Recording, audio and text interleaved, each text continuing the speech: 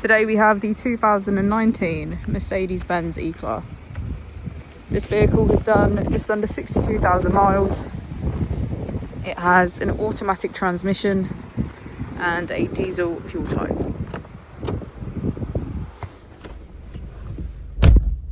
To the left of our steering wheel, we have voice control as a feature, as well as our keyless ignition.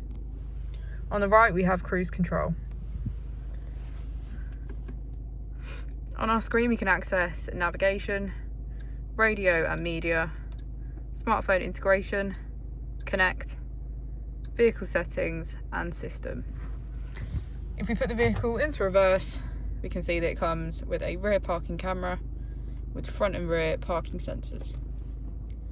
Just below we have our AC with heated seats on either side. As we go into the back of the vehicle, we can see that all of our seats have a black leather trim.